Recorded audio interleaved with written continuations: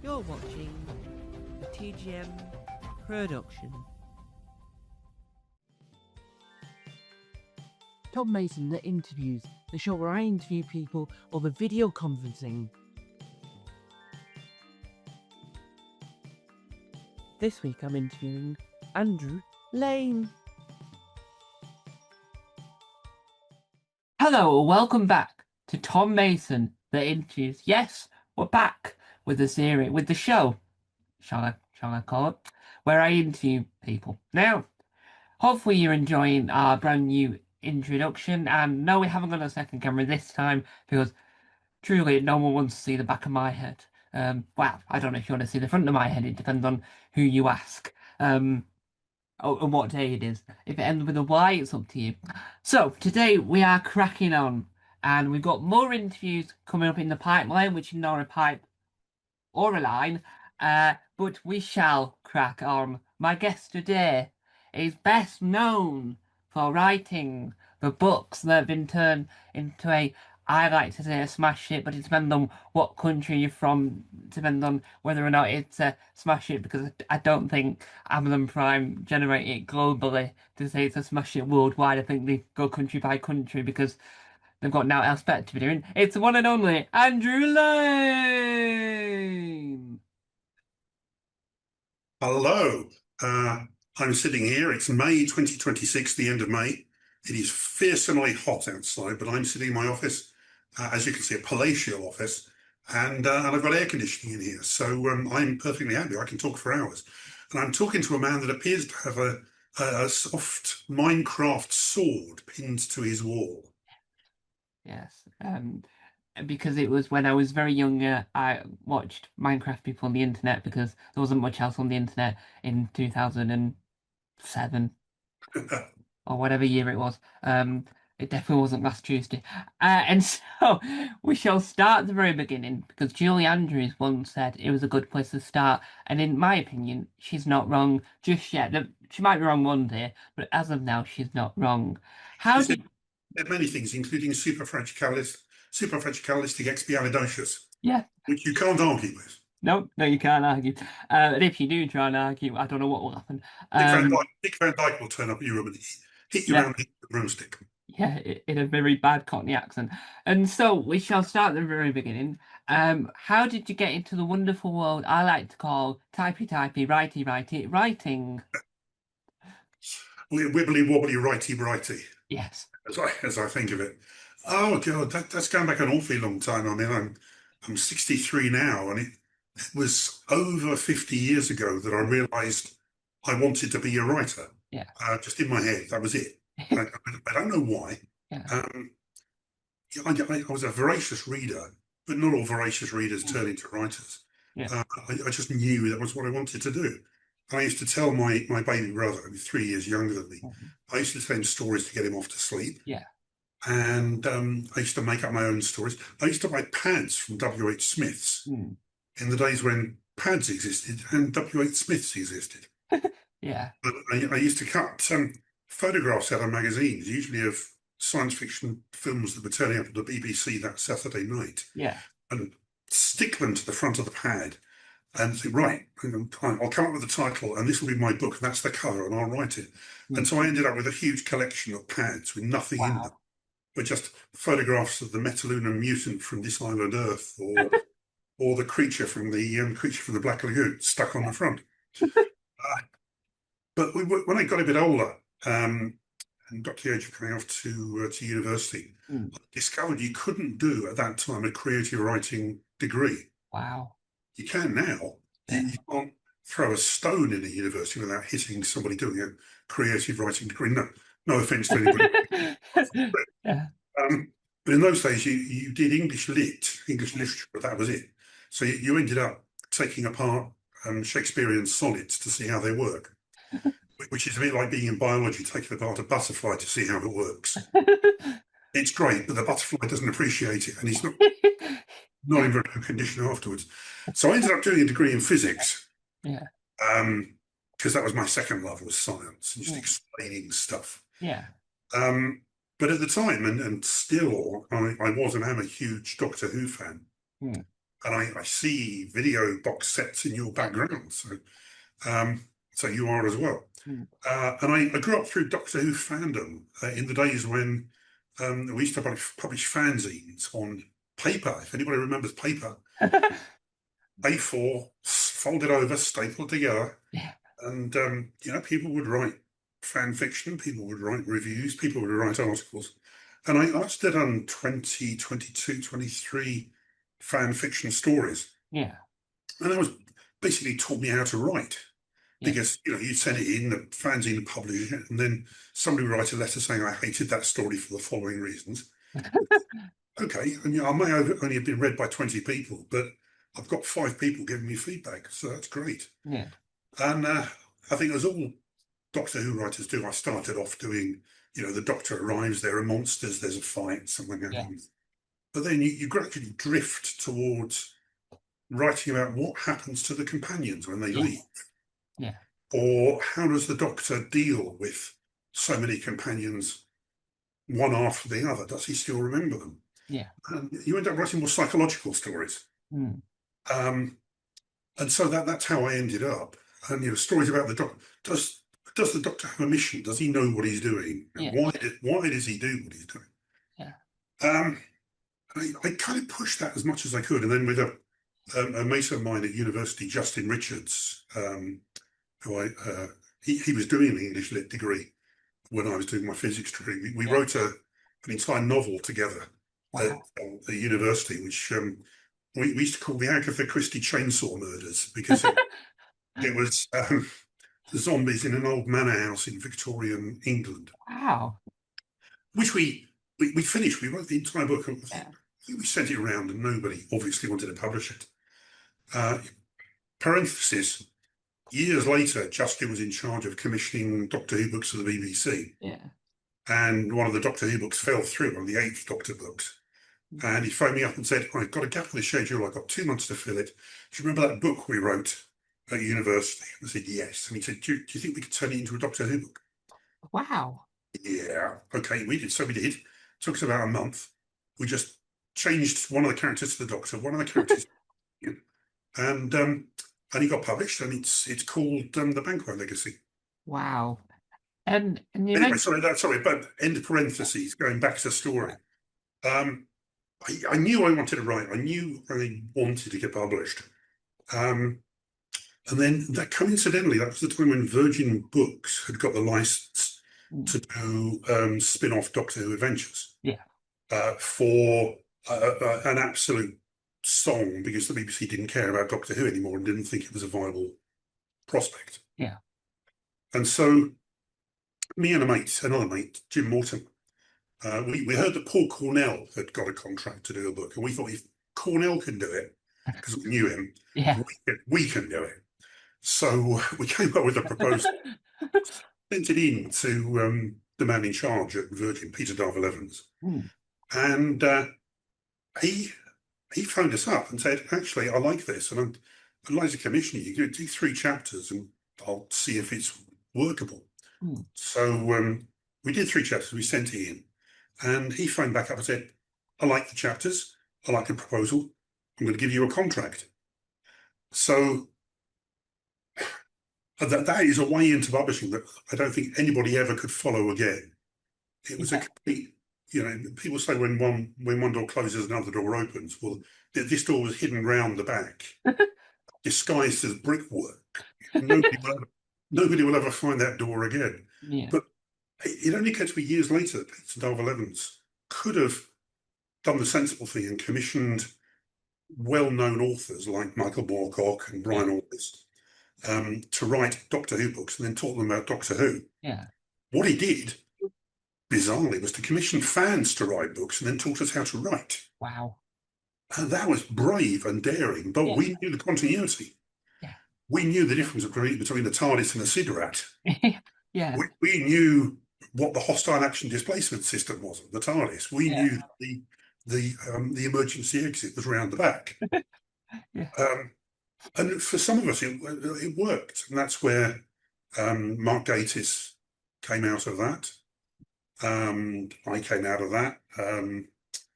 Dan Blythe, who is writing, general murder books now, came out of that. Even Russell T Davies Wow.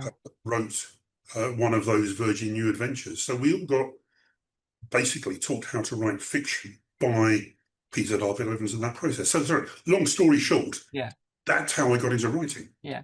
And you mentioned earlier about being a voracious reader. Now, were you, because it can probably mean several different things, but were you the one person that would go away on holiday, take about 12 books, and by day 2 has read them all because you're just that fast at reading, or did you take your time reading them and be able to read a book a day? Oh no, I could read fast. I could read a book in a day. Or I used to love the going back probably way before your time. There was a Yeah. TV series called The Man from Uncle, which you, Yeah. you may remember or Yeah. may know.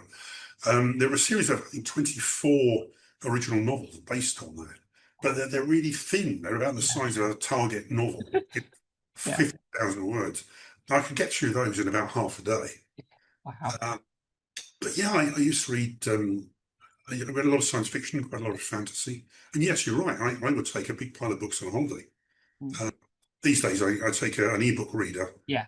stacked up with books. Yeah. And you also mentioned about the fact that you learned that as a writer, especially within the world of science fiction, but mainly Doctor Who for this example, using having use other characters in the universe, not just the Doctor. And one of the things you've worked on that I think sort of demonstrates that point, because it's a set of characters that you don't think need their own thing, but when you then eventually see what comes out of it, you're like, well, why was that not there before? Why can I not see it? Why can I only hear it? I want to be able to see it. The covers are just too brilliant. The covers make me jealous that I can't see what's going on. But what was it like working on the first series of the fantastic and highly regarded by millions of people, Jago and Lightfoot? Well, it's great that people regard it so highly still. Yeah. Um, because people have been asking for Jago and Lightfoot spin-offs since about 1978, um, because they were the two standout characters from the Talons of Weng-Chiang, Yeah.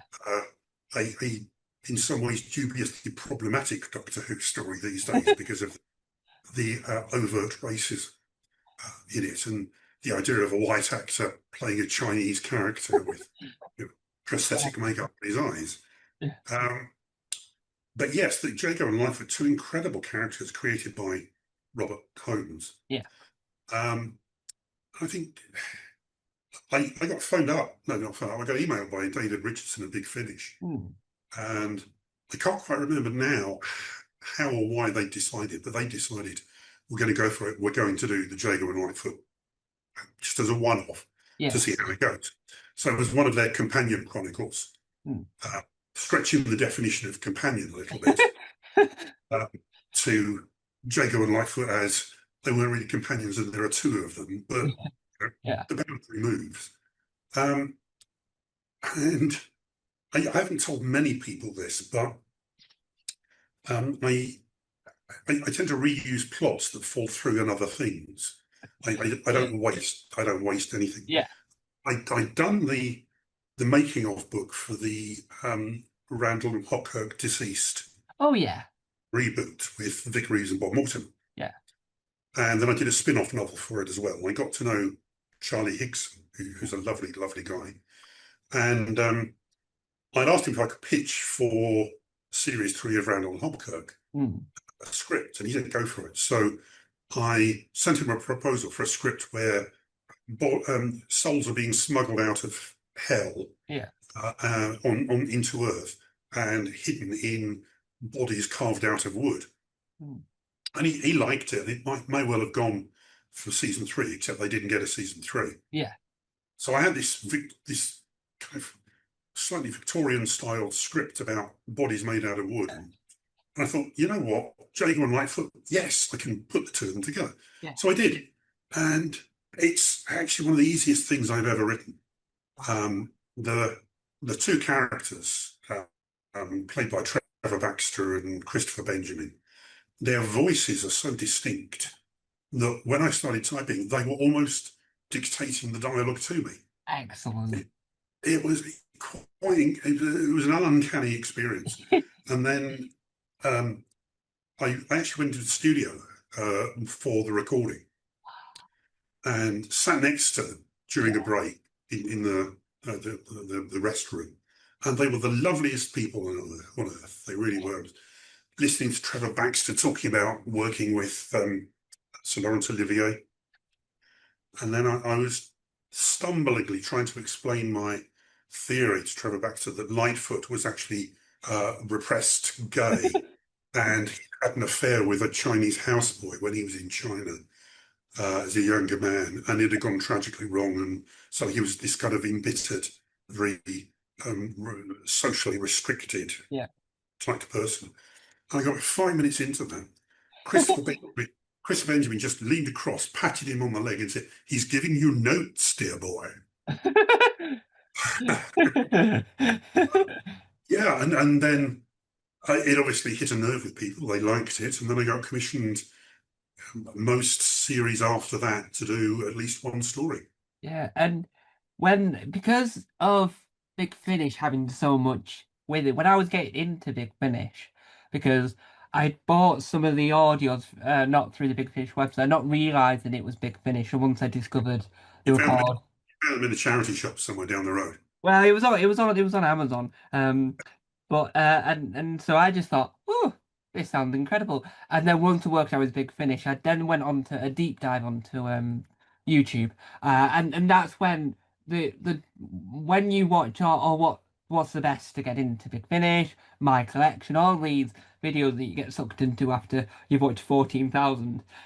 Because weirdly, they're really interesting, even though the people don't say a lot, they're really interesting. But the top thing they always talk about is Jago Lightfoot. Jago Lightfoot is always thing, and that's what's really impressed me. And then when I then That's listened lovely. to it, That's really, really yeah, lovely. yeah, and when I listened to it, I thought I can see why so many people love these characters. I can see why people love these audios. And do you think that it's interesting that it's still so many years later and since everything, do you think are you still surprised why that they're so popular and that they're still recommended for newer fans to get in listen to? I'm not, and that's nothing to do with me. It's to do with the strength of the characters that Robert Holmes created. Characters that just leapt out of the TV and eclipsed everything else. Yeah, But also those two incredible actors with their massive experience. I've been watching Christopher Benjamin in The Avengers and Prisoner and all kinds of things going back and back and back. Two men who are just very comfortable with the characters, very comfortable with each other, yeah, and then they make you very comfortable with them. yeah, yeah. And I think that there's a lot of debate, and this is getting sidetracked, but there's a lot of debate with fans of if they were going to animate it, what would they animate? Now, I think personally, because I don't think you could do live action anymore. I think getting the stories that are already out there, but animating them in like an anime style, like a fast pace, sort of like what they did with He-Man for Netflix, like that sort of like really. I think that Jago Lightfoot would be interested in that style because it's like it's getting out the comfort zone of what Doctor is used to, but it showcases the characters and lets everyone enjoy the artwork coming to life because that's the thing that annoys me about Big Finish that I can't see any more than just that image. I want to see more. Yeah. Yeah, I would almost go the other direction. I'd almost make it like a kind of Victorian engraving or lino cut or something. yeah, Shadowed, so you don't have to animate all the outside yeah, bits. They're carrying a lamp and it just illuminates their faces and a little bit of what's yeah. around them. And it kind of sketchy with little bits of shading around the faces. Yeah, and so doing a little bit of a sidetrack, but it's the greatest segue I've ever done in my life. Because I'm very good at segues. Apart from I'm not very good on a segue. Well, no, Which that's an horrendous pun. you, So one of the things you couldn't really go around one in that room, could you? no, I You'd couldn't. be spinning around in circles. I would. So one of the things you've worked on that is really fascinating because it gives a fresh, and I take that word with a pinch of sunflowers, because that's a fresh sense apparently, a fresh take on the sort of origins of a character, and it's in a long line of characters that have had young additions or potential young additions, like potentially young Doctor, which would have been young Sheldon but just the Doctor, and that wouldn't have worked. But what was it like, and where did the idea come from for the brilliant young Sherlock novels? Right, sounds very kind of you to say so. Thank you. I got phoned up one day by my agent, um, and he'd been my agent since the days of New Adventures, Mm, Doctor Who books. yeah. And he didn't actually take any money for that. He just said to me, "Look, it's a standard contract. I can't change the contract because Virgin won't change it. I'm not going to take 10% of your money just so I don't change the contract. So I'll give you an opinion, and then in 10, 20 years' time, you're going to make it big. And then I'll start taking my 10%, which is lovely of him. Mm, But he just phoned me up and said um, he'd been talking to the Arthur Conan Doyle estate yeah. because he'd been working with them on the collected letters of Arthur Conan Doyle. Mm, And he'd had dinner with the surviving great grandnephews and great grandniece. And over dinner, he'd said to them, "Do you realise, firstly, you have control of the best known fictional character in the entire world," mm, which they did at the time. Copywriters now, Sherlock Holmes and Dr. Watson are now copyright free. They're in the public domain. But at the time, the estate had some kind of control. mm, He said, "You've got control over this character. And also, did you realise that the young adult market is growing fast? And in bookshops, the young adult section is getting bigger and bigger, and the ordinary fiction section is getting smaller and smaller." So he said, "Why don't you think of commissioning a young Sherlock Holmes mm. book?" And they said, "Well, okay, who do you suggest?" And he put me forward. And he phoned me up and said, "What did you do it?" And I said, "Great, how much do I have to pay?" And he said, "No, that's all right. If we sell it, you get paid." Oh, okay. This is a win-win situation. I get to write for my second favourite character in the Yeah. universe. So I came out with a proposal in 3 chapters, and the estate signed off on that. And my rules were very simple. First, I couldn't do it in that kind of Victorian language that Arthur Conan Doyle uses. I couldn't do, it was in the winter of 1879 that my friend Sherlock Holmes and I stumbled across the strange case of plywood violin, because no self-respecting 12-year-old's going to read that.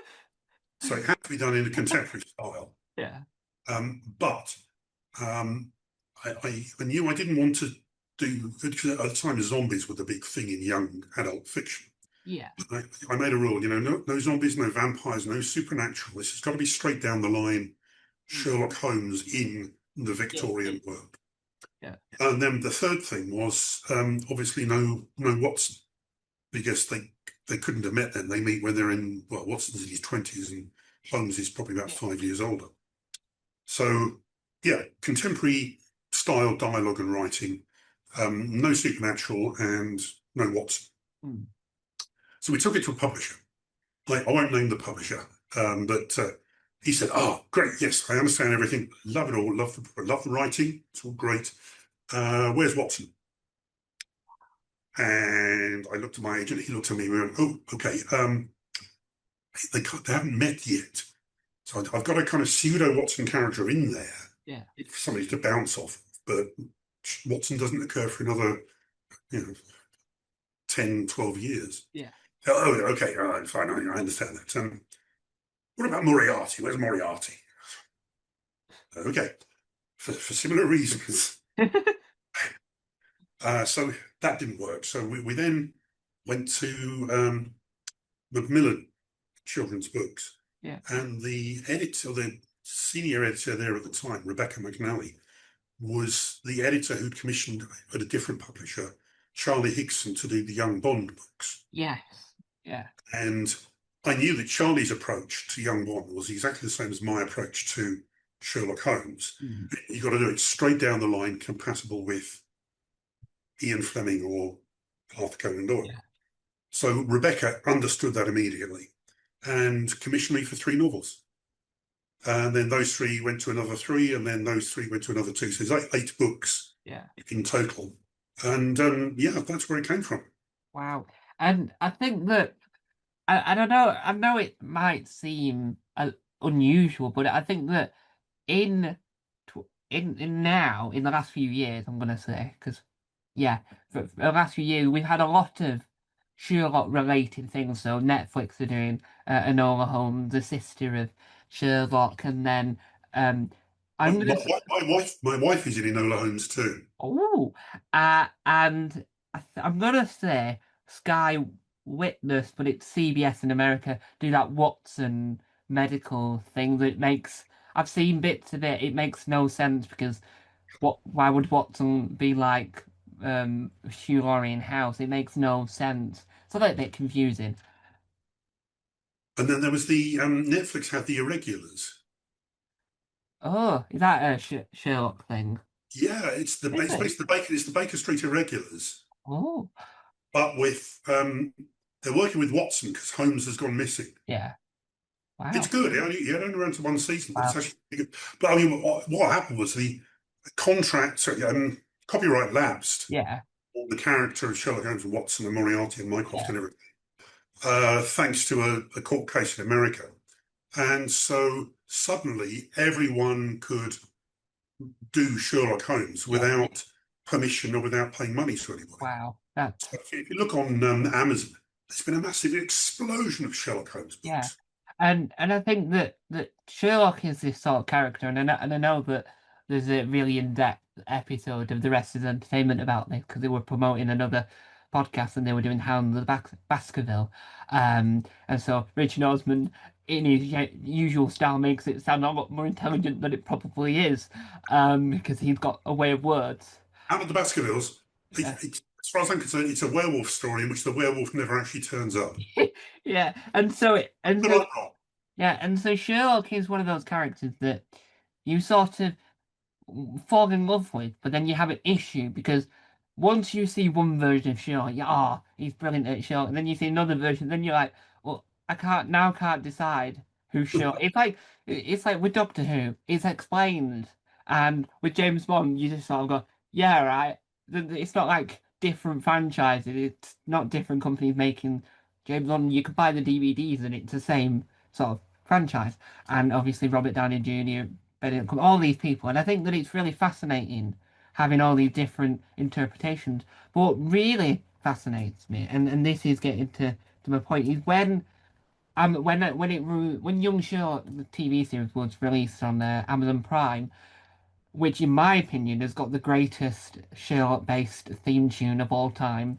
And Yeah, I'll be honest with you, and this might sound incredibly sad, and I can't demonstrate because I'll probably pull a cord. But down below, I've got one of those Elgato um, stream deck things where you press button and it does stuff, right? You've programmed it in, and I've got a button that says theme tunes. Currently 10 hours and 30 odd minutes in counting. But one of the near the front is the Young Sherlock theme tune because I've listened to it 12 million times on a loop. Once by accident, that's how come I got to 10, and then the rest was my own choice. But when you found out that the books were being adapted to television, especially by Amazon, especially with Ray Fiennes, Heroes Tiffin Fiennes, the longest name on showbiz earth, actor, doing an incredible job. What was your first thought when you were told that it was going to happen before you found out who was playing who? it's from the outside. You think, oh, okay, you get a phone call, somebody says it's going ahead, Yeah. and that's it. Well, from the inside, it's like a 10-year process. Hmm. In that a company took out what they call an option Yeah. on the Young Sherlock Holmes books 10 years ago. And the option means that I can't sell it to anybody else for TV or film. They have Yeah. and for, £1,000 a year, that they can just run with it. So fine, did that. They renewed it a year later. Great. It's like free money coming in every year. Yeah. I think it was Neil Gaiman, might have been Neil Gaiman, who said he was really disappointed when he actually got phoned up and said, "We're doing it. We're going to make it," because he was relying on that money coming in every year. It's, Yeah. oh, I'm not going to get that money anymore. So then the guys who were doing it didn't. They stopped, and somebody else started paying me over. And I kind of just, I assumed it was never going to happen. I assumed it was going to be, grand and a half a year, coming for infinity. And then Simon Kelton, who's the guy whose company took out the option, he kept me informed, and he said, "Oh, we're taking it to ITV. Oh, we're taking it to Netflix. Oh, we're taking it to can't remember who else it was, but somebody, Scott." And I went, "Oh, okay, right, I'll just sit here and listen and keep taking the money." And then he phoned me up and said, "Right, Andy, I've got good news. Amazon has said they're really interested, and we've got Guy Ritchie involved as executive producer on and directed the first 2 episodes." And I just remember kind of the sense of disbelief that, you mean it's actually going to go ahead? I can't quite get my head around this. But then if you've seen it, which you obviously have, you're probably aware that in the end, gradually over the development period, which is about a year and a half, 2 years, they've aged Sherlock up from my age, which was 14, to the age of about 17 or 18. Yeah. Then, because they wanted to make it more of a family show rather than a young adult show. Yeah. And they've given him a loving, close-knit family, which I hadn't. I did the J.K. Rowling thing of getting his family out of the way straight away. Yeah. And they've progressively got rid of every single one of the plot elements from my books. So the series, as Amazon have transmitted it or streamed it, barely contains anything from my books. Yeah. But I still get paid for it, so I don't care. Yeah. And as there's a story about an American author. I'm convinced it's Elmore Leonard, but somebody told me it's somebody else. But let's assume it's Elmore Leonard. He got phoned up by a friend, and they said, "Oh, Elmore, I've just seen the latest movie based on your books, based on your book. It's terrible. They've ruined your book." And in his laconic American way, he said, No, I can see it up on the shelf. It's fine." And that's kind of the way if Simon and Guy Ritchie and Amazon had completely wrecked the Young Sherlock series, it wasn't based on my books anymore. So I could just say, "Ha I don't mind." But actually, I think it's brilliant. Yeah, and it's really good, and that story reminds me of the fact that I couldn't for the life of me tell you what year Agatha Christie died, because I do know it, but not off the top of my head. But she was around enough to see certain adaptations be made, and she didn't like the film. I think the original films, if I've got this right, she didn't like the original films being made. She thought they were, of Miss Marple, she thought they were quite what's the word? Terrible. But and I think if I got it right, she loved. That's the Margaret Rutherford ones. Yeah, but which I love. Yeah, but they are completely not Miss Marple. Yeah, but she said she loved. But the story goes that she loved the BBC adaptation of Miss Marple, and she adored. This is coming from the granddaughter talking on This Morning, so who knows what's true. Not saying that she's a liar. It's just she was on This Morning, so she's probably preoccupied with other things. Wondering, is it actually morning or is it late afternoon? Anyway, but she had said that Agatha Christie loved David Suchet as Poirot, and it's like got the blessing, and I think that it's interesting in that case, because it's like when you watch Rivals, it's like when the author's heavily involved, it's got more of the story from the original books than anything else. And I know that Jilly Cooper wrote heavily on the third series, even though it's not been confirmed to be commissioned before she passed away. But do you think that even though you might have not been as involved as, let's say, Jilly Cooper, to sit with my example, do you think that it's the show, in your opinion, still works, or do you think that if you were more involved, it would have been a lot more to what you would imagined a series of your books would have been? I think if I'd been involved and had any power, I probably couldn't have helped myself but try and drag it towards my books and the content of my books. And that would have been probably the absolutely wrong thing to do. because I know Simon Kelton, who took out the option, is an executive producer, and I know the showrunner. I know they've read all 8 books. Yeah. And one of my kids, I say kids, they're all in the 20s, but he was watching the trailer for Young Sherlock, and he said, "Look, Andy, I know there's precious little of your books left in this series, but it still sounds like you." Yeah. And I think it does. I think the immediacy and the contemporaneity, if that's a word, of the dialogue. Yeah. It's not done as a period piece. It's not done in Victorian dialogue. Yeah. And that's the way I did my books. So I think, consciously or unconsciously, the showrunner either took that direction coincidentally, or he read my book and said, yes, that's the way to do it. It's got to be, they're talking as if they're talking now, Yeah. but 100 years ago, 150 years ago.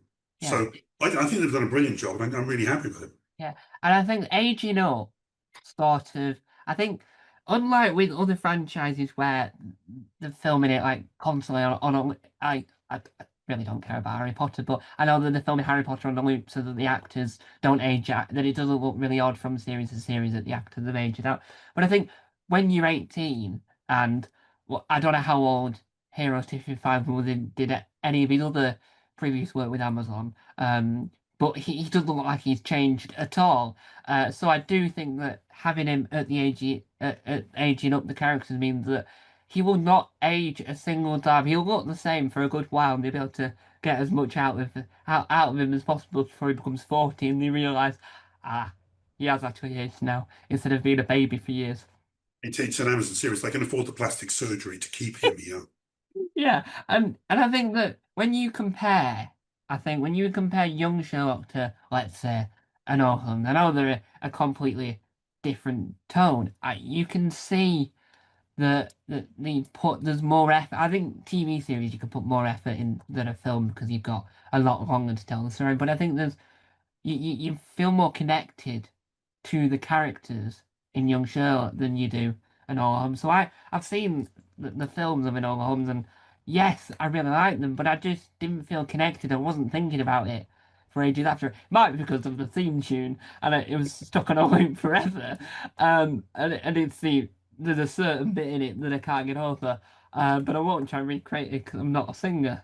But I do think that you can see that the love that's been shoved into young Sherlock to say, yes, this is Sherlock. Yes, this is one of those young things where it's like there's a few well, there was young Indiana Jones and young Sheldon, but this is like you can tell it's from love. You can tell that, as you've said, it's got the sense of you in it, and it's also can feel like it's connected to the Sherlock universe. Do you think that that's another reason why it's successful? Because it still feels connected to its original source material beyond source material Arthur Conan Doyle, but also not feeling as tacky as I wouldn't say Young Sheldon's tacky, but it's like Young Sheldon was made because it was trying to be a spin-off of something that was popular, not because they're trying to tell an incredibly new story that fleshes out this character. Yes. So there was a complicated question. I've just said yes. So parenthetically, again, there's a lovely story about Stephen Hawking that, because obviously you've got a speech synthesizer and he has to actually program in. Somebody asked him a question at a conference. It was quite a long, involved question. And he leant forward, he started typing. And minutes go past, he's typing. And then he presses send, and the voice just goes, yes. And then he just kind of slumps laughing, which is a sense of humour. Where were we? Yeah, the love of the programme, yes. I mean, Guy Ritchie obviously loves Sherlock Holmes because he did the Robert Downey Jr. Yeah. And there's very little similarity between those and Young Sherlock, apart from that kind of really hectic, adrenaline-fueled action. But all of the people involved, I've talked to them, they love Sherlock Holmes, they love style, but for them, the core is the relationships between Sherlock and his father. Yeah. And Sherlock and his best friend, James Moriarty, Mm. which we know is going to go terribly wrong. Yeah. With the father thing, all American fiction, especially TV and film, is, I've realised, about the relationships between fathers and sons. Yeah. Almost any series you name in America, the father will turn up, the father of the main character will turn up Yeah. at some stage, Mm. including House. Yeah. And I know when they were rebooting Doctor Who with Philip Siegel back in the late 90s, Mm. one of the original scripts had the Doctor's father in it, Wow. because Americans can't get away from this father-son Yeah. dynamic. Yeah. It's quite bizarre of them. So I can understand why Sherlock's father was put in there, but it does give a richness to the character. Mm. And I know Guy Ritchie in particular was very, very interested in exploring the dynamic between Holmes and Moriarty. Yeah. And how that will shift. But the incredible thing is that Donald Finn, who plays Moriarty, has become the absolute breakout star of the series. Wow. I mean, Hero Tiffin Finds is great, Yeah. but a lot of the publicity and the interest around the world is focused on Moriarty, who's, in a sense, a more interesting character because you know less about him. Yeah. And So sorry, if I could just interrupt. I know they are. Sorry, series 2 started filming 5 days ago. wow. Monday of this week, it started filming in Sicily, and I know they've rewritten scripts to orientate them more towards Moriarty and give Moriarty more screen time, because he is the fascinating character. Yeah. And if I'm not mistaken, and I might be because I'm not a genius. I read a rumor, and reading rumors is a Doctor Who fan's worst nightmare because it's all a load of rubbish 99% of the time. Reading a rumor, mainly when they come from the sun. And one of the rumors that I read was that they're making, and I think it's Moriarty. I think they're making a modern day Moriarty. Now, what I find really funny about it is wherever I'm reading these online, there's always one person commenting, it's got nothing to do with Andrew Scott, because the image they use is Andrew Scott but it's the same person commenting each time. It's got nothing to do with Andrew Scott, because it's the only reference they've got from modern day Sherlock sort of adaptation. And nowhere in the article does it say Andrew Scott, but it's just got Andrew Scott wearing a crown because Andrew Scott must have done something where he was a king sat on a throne. But it's fascinating because you now see more of this, like spin-offs of all these other characters. Do you think that when Arthur Conan Doyle set out to write Sherlock, do you think he would have foreseen how popular not just Sherlock was, or not just Watson, but all the other characters that made up this sort of like universe? Oh no, absolutely not. I mean, he wrote the first Sherlock Holmes story, which was a study in Scarlet, Yeah. in desperation because he was a new doctor with a surgery down in Portsmouth. And because he was new, nobody was going to go and see him. They didn't trust him. They didn't know who he was. Yeah. So he was just sitting there in his surgery day after day. He's got bills to pay. He's got to buy food. He's got to pay his rent. And so I think he was reading a magazine and saw a story. He's like, all right, I'll write a story and I'll see if I can get it published and I'll make some money. So he did. He wrote the first Sherlock Holmes story, in which originally Sherlock was called Sherringford. Yeah. Sherringford Holmes, and Watson was called Orville Sacker. And thank heavens he changed those things. But he never had much regard for Sherlock Holmes. I mean, true fans will send me nasty emails for this, but he was very, very careless in the stories. Yeah. His dates are all over the place. They don't make sense. The years in which particular stories occur contradict each other. Watson, if you read the stories carefully, is married 5 times. At one stage, his wife calls him Hamish rather than John. Mrs. Hudson is referred to in one story as Mrs. Turner for no reason. And my favourite one is that if you there aren't many references to Moriarty because he turns up in one story and is mentioned in two others. Yeah. But if you do a deep dive into the way the references are mentioned, there are actually three Moriarty brothers, Wow.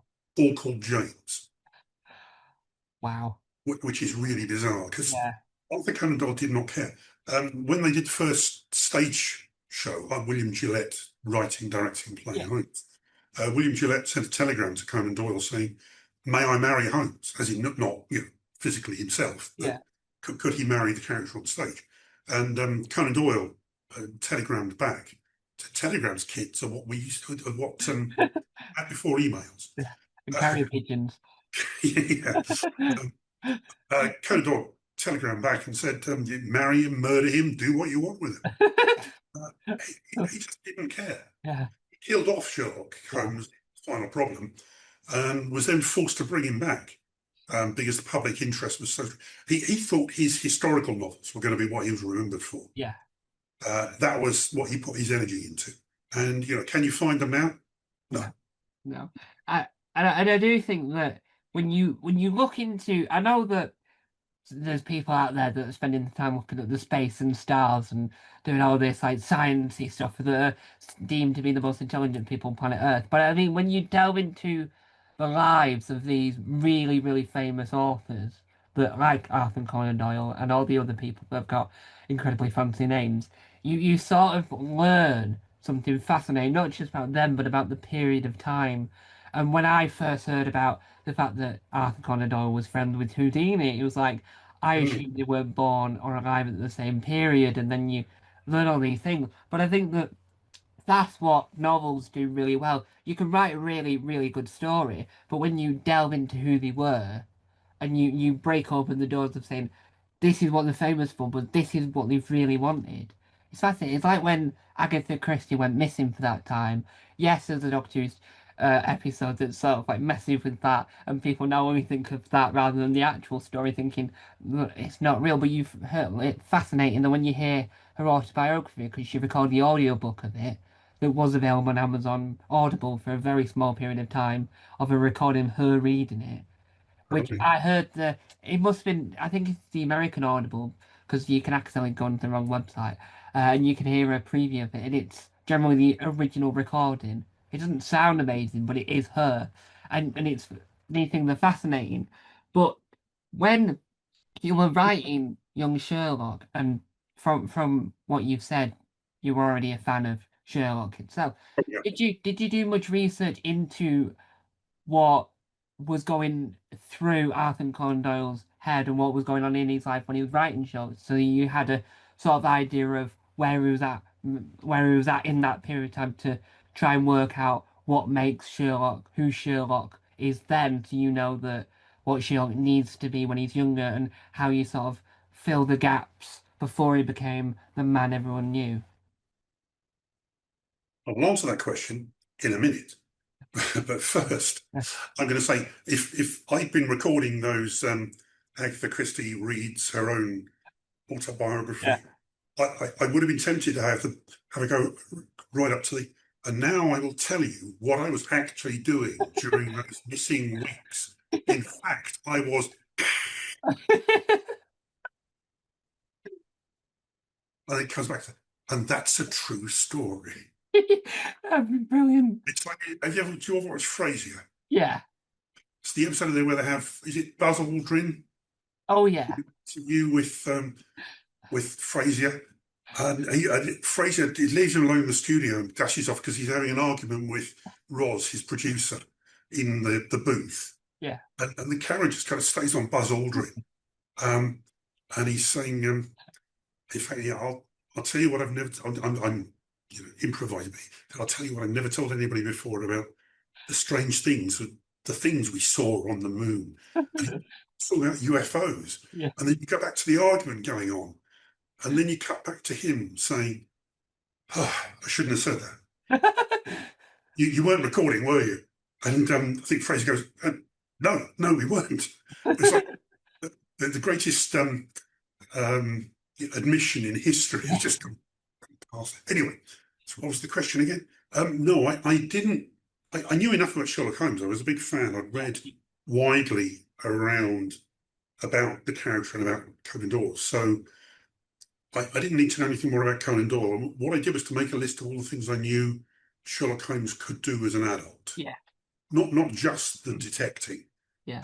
but also he's a boxer. Yeah. And Conan Doyle says he could have been a professional boxer. Which, I mean, one of the characters in the story says you could have been a professional if you wanted to. Yeah. So boxer, he was a fencer. He could sword fight. He was a chemist. Yeah. He could. Trying to think what else he could do. Obviously, the violin. He was a master violinist. Again, could have been a professional. Played it very, very badly when he wanted to, but he could play it beautifully. So, and a martial artist, bizarrely. Wow. I mean, who knew in 1885, 86, what martial arts were? But I'm pretty sure that Conan Doyle had seen sailors going through Portsmouth. Pretty sure Arthur Conan Doyle had seen sailors going through Portsmouth or in the pubs, and they'd told him about their experiences in the Far East. So in his brain, he'd got this thing about karate and kung fu and judo, tai chi. So, and there was one guy in Britain called, I can't remember his name, but he kind of synthesized all of the martial arts into one form called Bartitsu, because his name was Bart. And Conan Doyle used that, but he called it Barretsu. He changed the name. Yeah. Yeah. But I had this list of all these things that Sherlock Holmes could do. And so I knew that in the books, one by one, I had to tick off all of these things. Yeah. Why does he learn boxing? Why does he learn sword fighting? Yeah. Why does he learn the violin? Yeah. So through 8 books, I gradually tick all of these off. Yeah. And I think that it showcases that it's a new way of looking at who Sherlock was, because everyone might have their own opinion on that. Now, slipping away and using our detective skills to move on to another subject matter. Another excellent segue. Well done to me. Add applause backwards. Yeah. And so one of the other things you've worked on that coincidentally, again, is having that renaissance in a sense of they've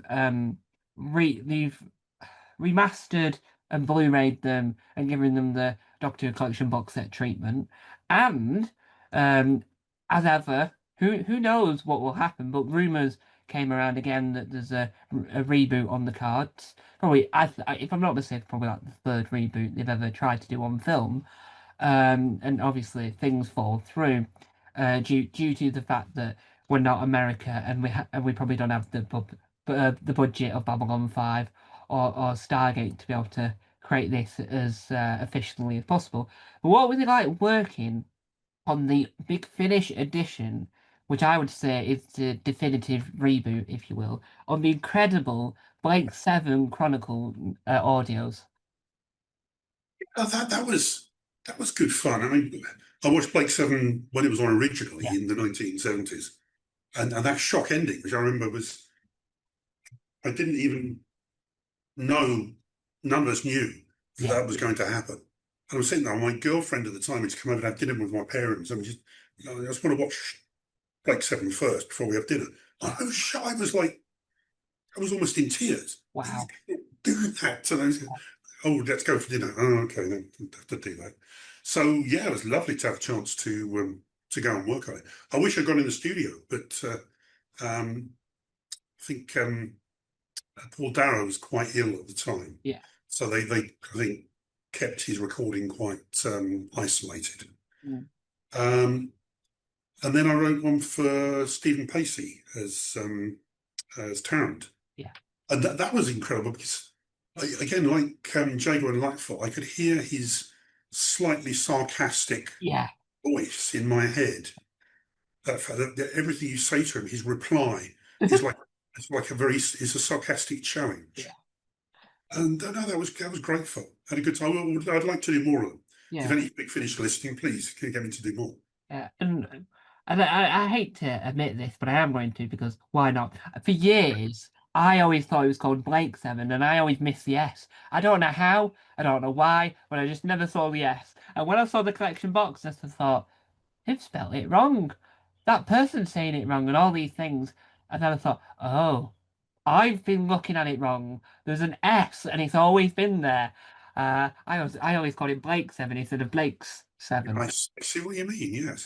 Yeah, and I think that what's interesting about Blake 7, from my point of view, from this chair, and from the world I'm in, if you love Doctor Who, you're always recommended Blake 7. A lot of Doctor Who fans are Blake 7 fans and Avengers fans and all those other worlds, not just because Big Finish do incredible adaptations, but because um, it's in the similar era, and I think that because of, and I'm gonna get it wrong. I was gonna say Terry Nation, if I'm correct Mm, in that. Yeah, yeah. I always get concerned that I'm on about Terrence Sticks. Not the same person at all. But why do you think that Blake 7 is so popular with the Doctor Who fans as well as the general people? But why do you think that if you're a Doctor Who fan, you're almost gonna love Blake 7, and that is 50% of the case? Um, Firstly, there's the wobbly sets Yeah, and shoddy special effects. yeah, In that, if you've watched Doctor Who for any length of time back in what I laughingly call the day, then you have to anything you watch on film and TV, you have to suspend your disbelief to a yeah, certain. Doctor Who in the late 60s, early 70s, you had to suspend your disbelief quite high. yeah. But once you'd done that, your level was actually set high enough that you could then watch Blake 7, which, which was worse. Yeah, yeah, Um, yes, in Doctor Who, you'd have a spaceship model made out of bits of plastic airfix kit stuck together on bits of wire, just going, and you could see the wire as it's going across. And you go, okay, I'll pretend it's a spacecraft. yeah, But on Blake 7, they had such little money, they would take a photograph of the Liberator head on and then zoom into it to pretend it was heading towards you. yeah, So, yeah, if you're used to making allowances for special effects and wobbly sets, you can do that for 2 programs at once or 3. B, a little bit controversial here. Doctor Who always had a very strong gay following, gay male following, mm, which I think was at least partly to do with the fact that the Doctor is an asexual character, or at least then was yeah, an asexual a male character who was not interested in women. yeah, So I think he could be a role model for gay men in the 1970s and 60s. But also Doctor Who at its best is very camp, yeah, with flamboyant costumes and bizarre dialogue, and Graham Crowden as Soldeed in The Horns of Naimon, and Lord Naimon, with the costume that goes up to there. It's like pantomime.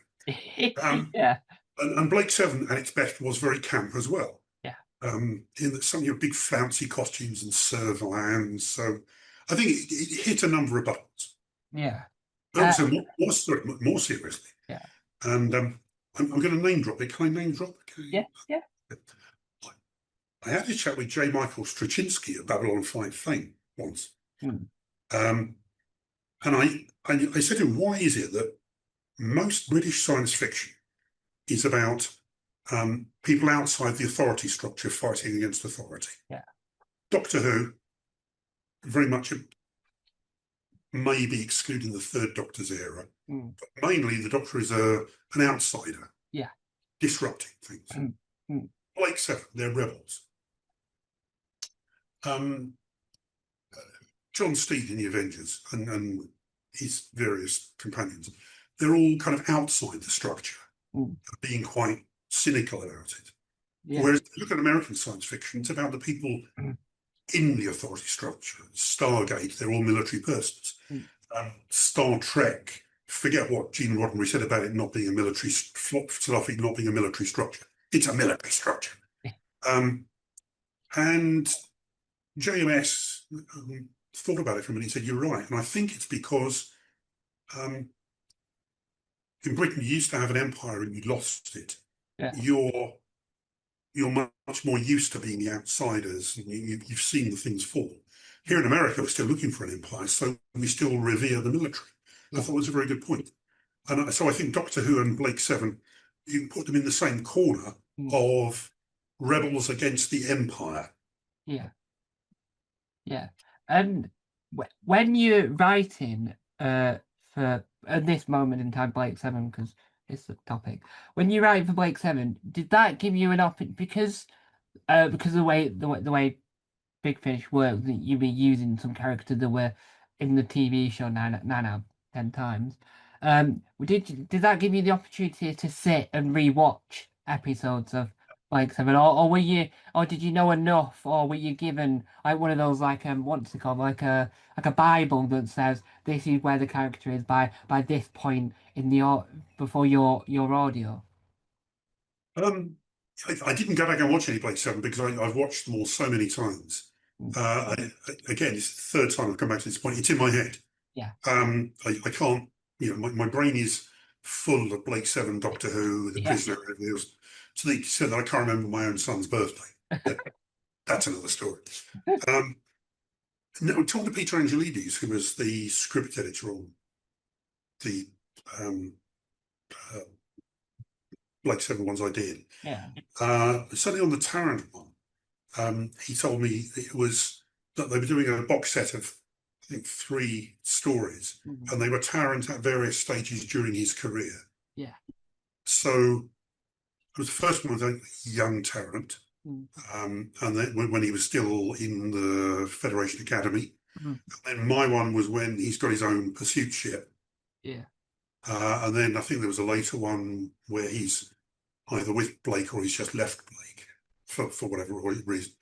But no, I knew where it was going to go. And then I knew the character of Tarrant and the voice of Stephen Pacey so well that I could just launch in and do it. Yeah.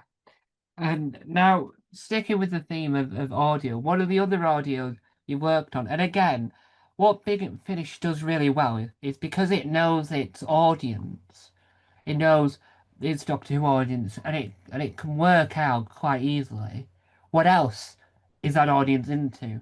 So it's like expanding itself. So as we've said before, the Avengers, and we've said Blake Seven, and it did the BBC Robin Hood program, where and many other things that are fast and wide that were before the time of the ones that are no longer on the license to that not on the website. So there's many, and I could be here for 4 million years talking about it. But what was it like working on the equally incredible UFO audios? That was the dream job. UFO is my sweet spot for Gerry Anderson. Yeah. I was too old-ish for Thunderbirds. Yeah. I knew it was a kids' show at the age that I was. But UFO was just a little bit too adult for me, which made it aspirational. I wanted to watch that. Yeah. And I've always, and that theme tune, you talked about theme tunes earlier on. It's one of my top 3 theme tunes is that UFO theme tune. It is a quite incredible piece of music with that kind of, offset rhythm, and bum, bum, bum, bum, bum, bum, bum, bum, bum, bum. And no, I'm getting shivers just thinking about it. So I knew I'd met Jamie Anderson, Gerry Anderson's son, through other means. Through my agent was his agent as well. So we used to have lunch or dinner together, and we used to drink together every now and then. Yeah. And then he said, "Do you want to do this?" And I said, "Yeah, please." For the first time, it was a reboot rather than follow on. Yeah. So I had the opportunity to go back and answer questions that had bothered me for many years, like when it says Harlington Straker Film Studios, we know who Straker was. Who was Harlington? Yeah. Nobody ever told us that. Once Skydiver has launched and done its job and come back, sorry, once Sky One has launched and come back, how does it back on to Skydiver, to the diver section? How do they connect? All these little technical questions.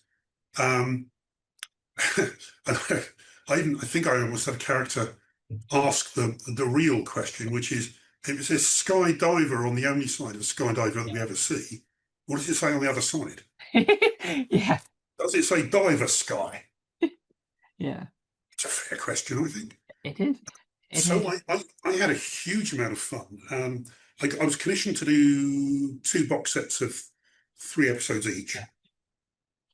I was effectively fired um, after the first box set Oh, um, because I was never told why. I was just told, "Oh no, we're doing something different." My understanding, and if Nick Briggs and Jamie Anderson ever see this I know nothing. I'm just making assumptions. Um, I think it was because there was a slight pressure to join together the UFO universe and the Space 1999 oh universe, yeah, yeah, which I fundamentally disagree with. yeah, Uh, they're two entirely different things. You cannot yeah, put together. So I didn't do it. yeah, I didn't. I wrote four episodes. The three episodes in that first book set, I did not address that question at all. And I think I think the powers that be realised that I wasn't going to join those two series up. So they decided to get somebody else. I think Nick Briggs wrote stories in the second box set, yeah, which was a shame because it meant we couldn't do my Moonbase episode, which was about Moonbase in construction of yeah, Moonbase. And I had Sid, who's effectively being given orders by Straker and then not following the orders and doing something else. mm, So Straker had to decide, is Sid going wrong? Has he been infiltrated by the aliens or what? It turns out that Sid actually, uh, as an emerging artificial intelligence, was making better decisions than Straker could. And Straker had to eventually admit that Sid had got it right and he got it wrong. yeah. Um, that script will never be seen, unfortunately. But no, I had great fun doing that. It was Yeah. really amazing.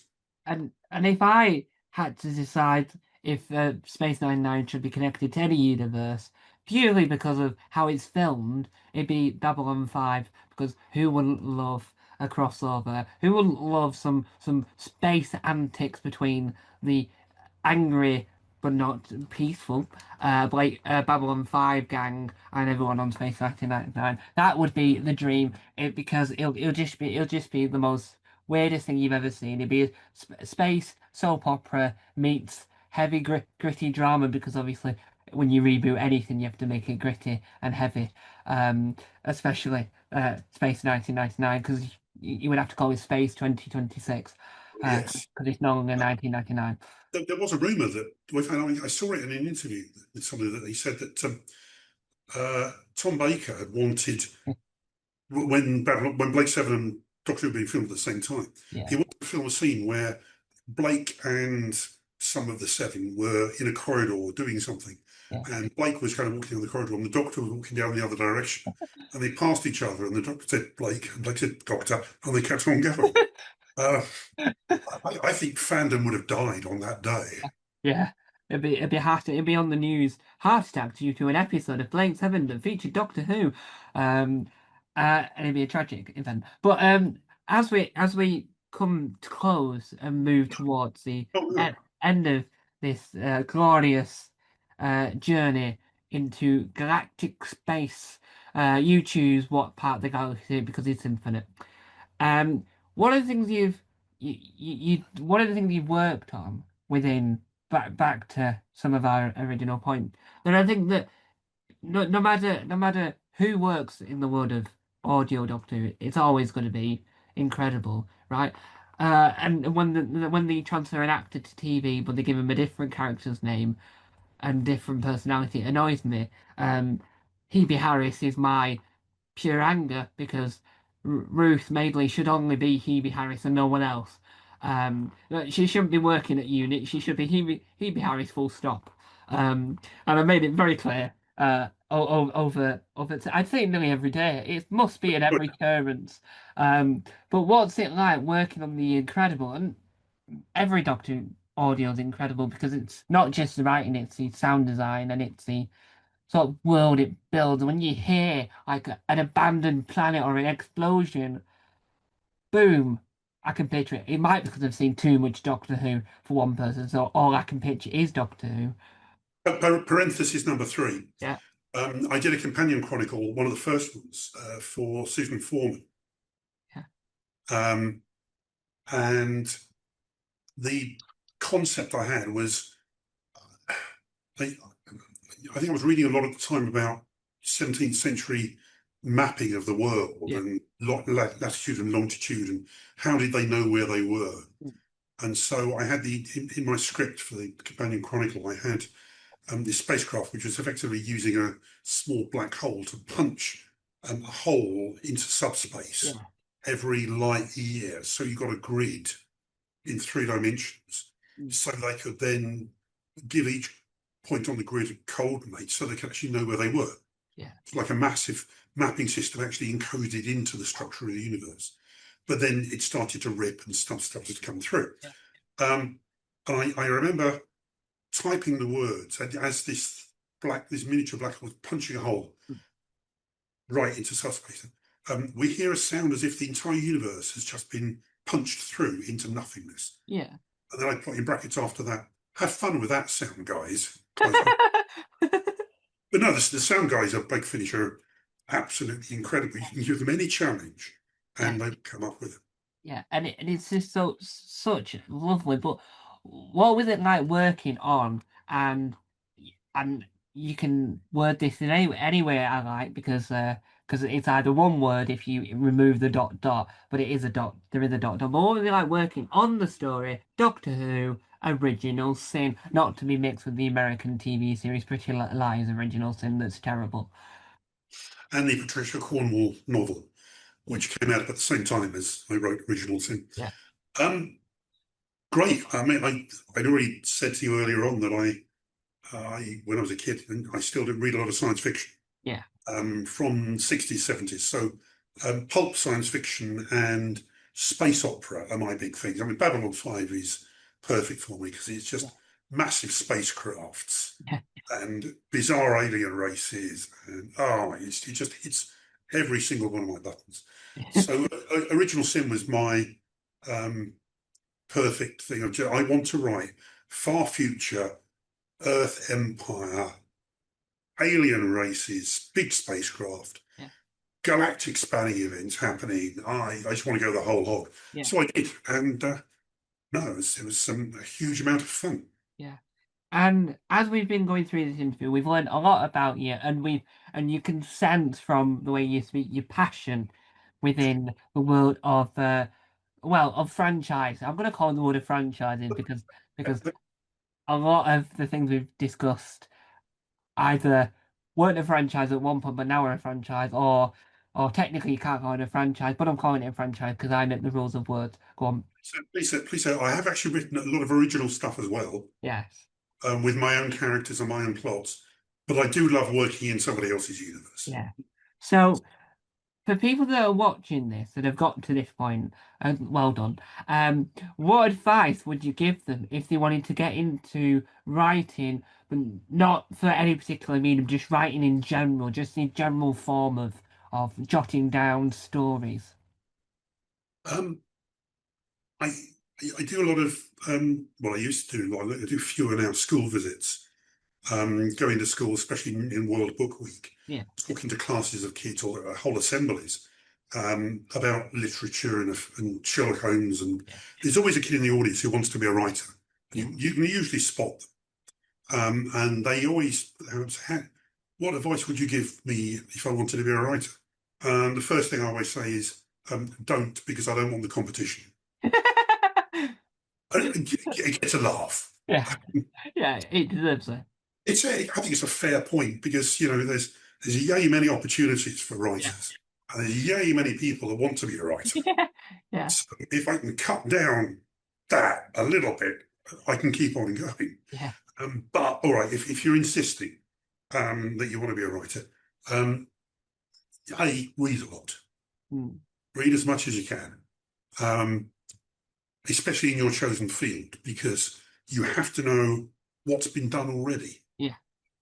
And I mean, it would be terrible if you spent 10 years of your life writing a massive fantasy novel about a kid called Barry Trotter who goes to a school called People.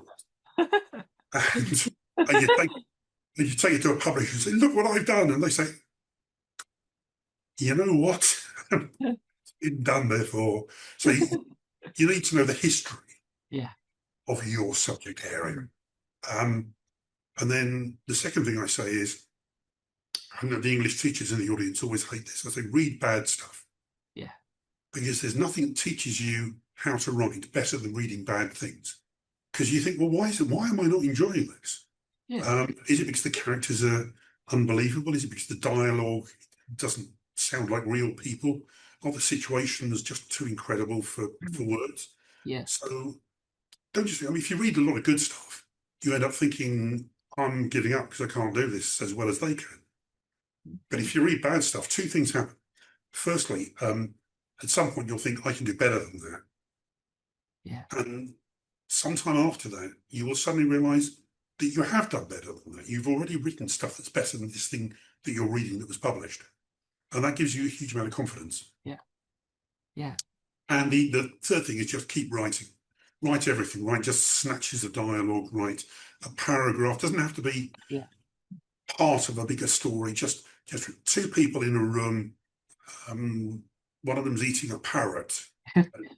What does the other bird? Why are you eating it? Just write a little bit of dialogue, just muck around, see what happens. Yeah. So those are three bits of advice. Yeah, and you mentioned there about reading some bad writing, and last year I interviewed the poet, the Scottish poet, Len Penny, and she had said when I asked her a similar question, she had said to write a bad poem, and I think that when you think about it as a writer, no matter what you're writing, do you think that knowing where people go wrong and analyzing the bad stuff makes you think to yourself, well, oh, I've made those mistakes, and then you know how to make. Do you think that sort of gives you a better mindset going, I'm not doing this, what I'm doing isn't bad, I'm learning, and I'm only going to learn by doing something horrendous, and by the end of it, I'll be better than I was at the beginning. Do you think that that's why it's important in general to look at where other people have gone wrong and analyze it? Very much so. Um, because you can avoid their mistakes. You know, I'm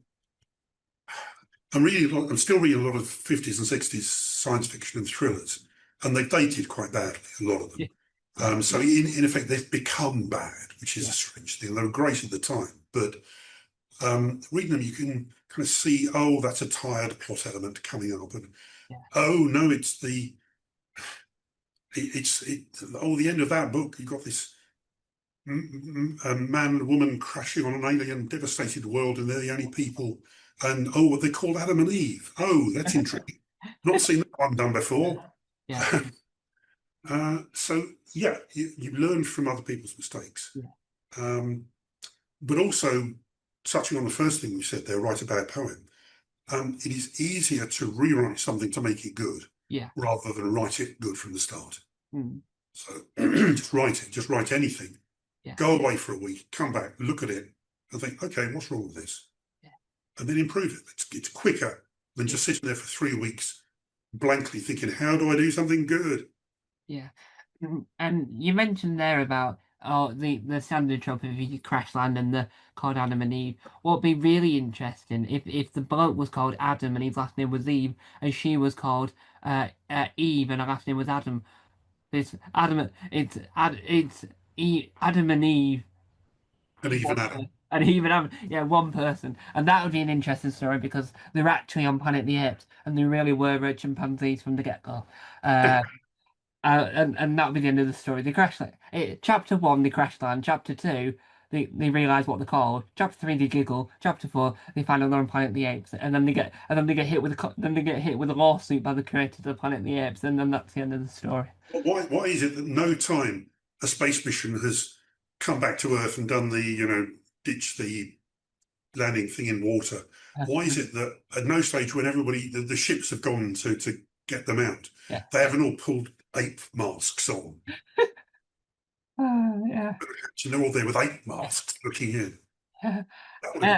And so, as we draw close to this wonderful interview, and as the sun sets slowly in the west, yes, and we find out that those birds that are somewhere near me are just really annoying because they're actually having an argument about who is the better character in Blake Seven.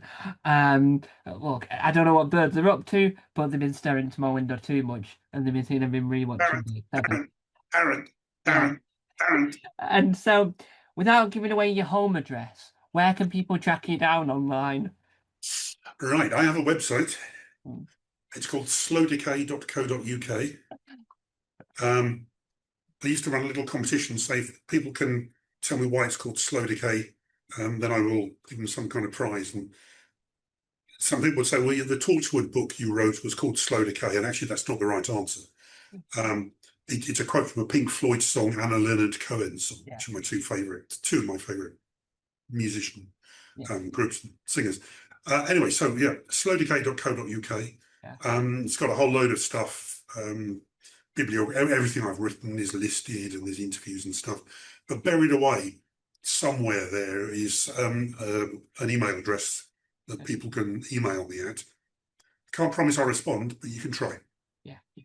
And I know that, and you hear about this all the time about NDAs being everywhere. And from my experience, which I've got no experience in writing NDAs, but I've got experience to talk to people that are really, really tied down by NDAs. So they probably signed four for the same project, just so you can't talk about that. And then they wrote another NDA to say, definitely don't talk about that, and another one.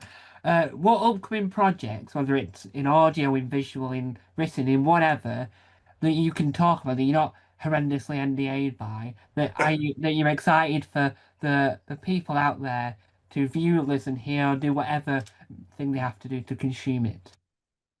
Um, I'm in a bit of a lull at the moment. It's been going on for a couple of years. I've changed things for the publishing industry, Yeah. so it's much harder to get published. Even if you've got a track record like I have, Yeah. you've almost been knocked back to you're starting from scratch again. Mm. So I've written 44 books and published, Yeah. and every single one of them I've sold them on 3 chapters and a proposal. Now my agent is telling me, oh no, you can't, we can't do a deal on 3 chapters, but you've got to write an entire manuscript. Yeah. Then the publisher will read it and say, look, that's like 3 or 4 months of my life. Do I really want to do that? But I may have to. So I've got a project at the moment which is in the Young Sherlock Holmes universe, Yeah. but it's not Young Sherlock Holmes, although he may turn up. But I've written 70,000 words of that, and hopefully we can get a publisher interested. I've got a couple of other things I want to do. I want to do a Lovecraftian cosmic horror, but for young adults. Cthulhu Yeah. for young adults. So I've got 3 chapters in a proposal. I think I've got to write the entire manuscript of that, but it's cosmic horror set in the Docklands of London. Wow. And then my agent said, well, why don't you try aiming slightly younger for the kind of 10 to 12-year-old, 8 to 12-year-olds. Yeah. And I did a little bit of analysis of the marketplace. And the title that I thought was one of the best titles that's currently out there is a thing called Vampirates, Wow. which it does what it says on the tin. It does.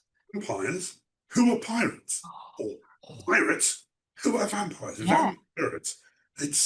So I spent 3 hours trying to come up with an equivalently clever title Yeah. that just you look at it on the book and you go, oh yes, I know what that is. And eventually I came up with Wereclowns. A werewolf and a clown. It's a group of kids who are cursed. Yeah. And if they get too close together, if they get within touching distance of each other, one of them randomly turns into a clown. Wow. And then there is a way, they've got to find a way that will turn that person back into an order. So half of the book is them trying not to get within touching distance, even though they're at school, passing in corridors. And so it's a bit of a kind of farce but then the other half is then one of them is a clown, they keep them secret, and they've got to try and find out to turn him back again. Wow. That reminded me of one of those like early 2000s CITV programs like My Phone Genie, where they're all in school and they've just got a phone that's got a genie inside it, and he comes out and he's a teenage boy that looks like he was in a really bad pop band that went nowhere for like 3 years. But that does sound incredible, and I can picture that, and that would work in the landscape of animated TV series that CBC. Yeah. Well, I come yeah, up with many, many more titles that I can use. yeah, I spent a while agonizing about cozy crime, which is a genre I hate with a passion. yeah, You mentioned Richard Osman, yeah, Richard Osman earlier on, and the whole loads of people are climbing on the bandwagon of cozy crime. yeah, And I guess Midsummer Murders is cozy crime, but I quite like it anyway. yeah. Death by Cheese. Death, Uh, well, I came up with a whole series of cozy crime titles, which I'll never write, but yeah. my favourite one is Unexpected Corpse in the Bagging Area. Yeah, yeah, or Murder in Checkout 3. Yeah, the line dance murders. Yeah, yeah, and I do think, and this is way off track, but a lot of people now are doing cozy. So it's like Jeremy Vine does a cozy crime where it's about a radio presenter turned detective, or Reverend Richard Cole does a cracking book called Murder Before Evensong because the title's incredible. But the problem is the next book's not Murder in Evensong 2, and this TV series is called Murder Before Evensong, and they have to sit with that title even though the next book isn't that, even though it was all in the name. And that's the only bit that annoys me with If you go on Amazon and yeah, list all the really, really cheap books that people have self-published and just done as ebooks, yeah. you'll find scant of them that are book five in the um, book five in the Crochet Club crime mystery. Yeah, It's, yeah. it's a bandwagon, and you're all climbing on it. And they did a one where all the Golden Girls became detectives. Oh, And it's supposed to be really popular because it was like B. Arthur, he's like the Miss Marple of the group, but they're all detectives. And did you know this episode of the Golden Girls where Quentin Tarantino turns up? I didn't. I've seen all the Golden Girls, and I don't think I've ever recognised Quentin There is Tarantino. you probably find it on YouTube. There's an episode. I think he's like a young student or something. And Wow. I open the door and it's Quentin Tarantino. Yeah. Well, he should have hired B. Arthur to be in one of his gritty films. It's just B. Arthur Oh, walking past. well, if we're talking about that, Sylvester Stallone film from the 90s, Stop or My Mum Will Shoot, where Wow. he's a New York cop, but basically his mum is following him around. I'm pretty sure it's is it no, it's not. Who's the one who plays the elderly, the mother Oh, I don't know. in The Golden Girls? It's Capitra. Yeah, I because think she. she's actually the youngest actress of the three of them. Yeah, I can't think of a name. I do. Yeah, one of them had dementia whilst filming The Golden Girls. I know that's a fact. But I'm pretty sure it's her playing Sylvester Yeah. Stallone's mother in. I'm going to say it again because I love the title so much. Stop or My Mum Will Shoot.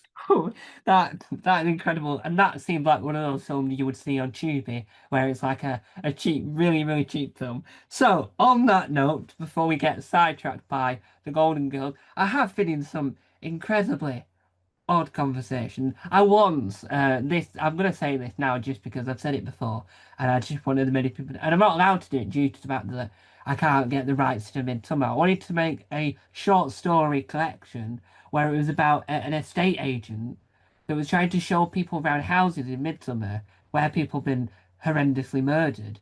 But he didn't want anyone to move there. He's trying to persuade. He said it was called "Don't Move to Midsummer." And it was all about the fact that this one estate agent's like, why does anyone want to live in the county of Midsummer? And these people are, oh, I really want to do that. And he's like, oh, and then it cuts into a Midsummer Murders story about some murder that happened in that corner of the room, and it cuts back to him saying, yeah, I wouldn't want to live here if I was you. And it would have just been like a collection of short stories. And it's like you introduce a new set of people that are moving in, and he's the estate agent. But then I could never get the rights. Could never, could never find who owned the rights either. There was like so many different people, and it was like a Oh, nightmare. a number of us had the same issue with Quatermass, Yeah, the Nigel Neal brilliant. prototype horror Yeah, science fiction of the 50s, because it was Nigel Neal and then the BBC and then ITV, yeah, and then BBC Radio 4 as well. Nobody knows who owns Quatermass these days. wow, And a Big Finish tried to track it down and they can't. yeah. I think Quatermass is incredible. Every version of Quatermass is incredible, and I know you probably do know this because you probably know him and I've interviewed him. But Toby Hadoke did a cracking Quatermass book, Yes, and I've heard about it. yeah, and he also did a. I think he went to the original building that they filmed it in and did a read through of one of the scripts. I think, and I think Mark Gatiss was involved in that. Because if you're a fan of Doctor Who or anything sci-fi, Mark Gatiss is just going to appear out of nowhere going, "I'm a fan of that as well," and you're like, "Really? Didn't expect that." Yeah. That should just be a sketch show, just Mark Gatiss walking and going, "I'm a fan of it as well," and then walking off. Just in every sketch. So, on that note, we shall leave it there because we'll be here forever. And that's the joy of interviewing. Who knows where the conversation will end, and who knows whether or not it will end because I, time is infinite. And time, the only person that's ever been to the end of the universe is the Doctor. And yeah, who knows where they are now? Fictional. That is where they are now. I know I said at the beginning of this that it was the end of May 2026. This interview has now gone on for so long, it's now just approaching August 2026, and it's Yeah. getting a little bit chilly. Yes. Brr. So there we have it. Thanks for watching. And remember, no, I've forgotten. The truth is out there.